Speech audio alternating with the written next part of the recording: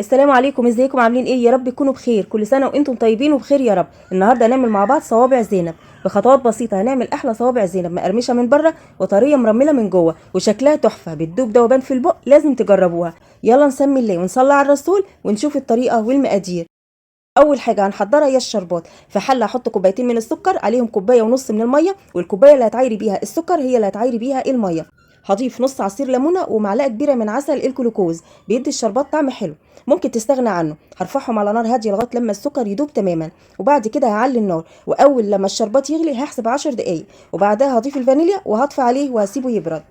نحضر العجينه. في بوله هضيف كوبايه من الدقيق متعدد الاستخدامات، وزن الدقيق 150 جرام. هضيف عليه نص كوبايه من دقيق البسبوسه ما يعادل 75 جرام.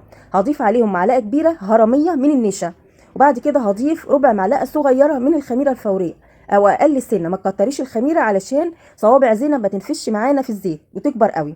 بعد كده هضيف نص معلقه صغيره من السكر، رشه بسيطه من الملح، ونقلب بقى كل ده كده مع بعضه. وبعد كده هضيف عليهم ربع كوبايه سمنه سايحه ناقصه معلقه كبيره، يعني بالميزان كده 40 جرام، يبقى 40 جرام من السمنه. بعد كده هنبس المكونات كلها بالسمنه كده زي ما انتم شايفين كده. عايزه الدقيق كله يتغلف بالسمنه. هنا بعد ما غلفت الدقيق كويس قوي بالسمنه وبقى عامل معايا زي حبيبات الرمل كده، جبت نص كوبايه ميه وعجنت بيه العجينه. اخدت معايا نص كوبايه الا معلقتين، بس للاسف المقطع دوت ما اتصورش، الكاميرا فصلت وانا بصوره، فانا عجنته بنص كوبايه ميه الا معلقتين، وبقت العجينه معايا بالشكل دوت. لا هي جامده قوي ولا هي طريه قوي، علشان لو طريه قوي هتلزق معانا على البسطامه بتاعتنا ومش هتديكي شكل حلو. تمام. هغطيها بقى وهسيبها ترتاح لمده 5 دقايق، و5 دقايق بس علشان حجمها ما يكبرش معانا في الزيت قوي واحنا بنقليها. ودي العجينه بتاعتنا. بعد ما ارتاحت هقطعها كور صغيره بحجم الليمونه. لو عايزه العجينه بالميزان يبقى القطعه 15 جرام. طبعا برضو ايه الحجم اللي انت عايزاه اعمليه. هنعملها بقى صوابع بالشكل دوت. بعد كده هنشكلها على اي اداه متاحه عندك، مصفى، بصمه كحك، قطاعه الخضار اللي هي دي، اي حاجه متاحه عندك، شبكه سلك، اي حاجه. ماشي. هناخد العجينه، هنفردها بالشكل دوت على المصفى، وبعد كده هنضغط عليها، وبعد كده هنلمها. وده بقى شكلها، شايفين شكلها جميل جدا. ودي البصمه كمان، وادي شكلها.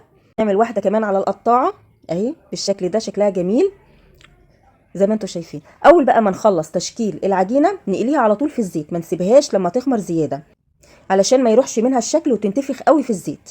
عندي الزيت بقى بتاعي سخن، حطاه على نار عاليه.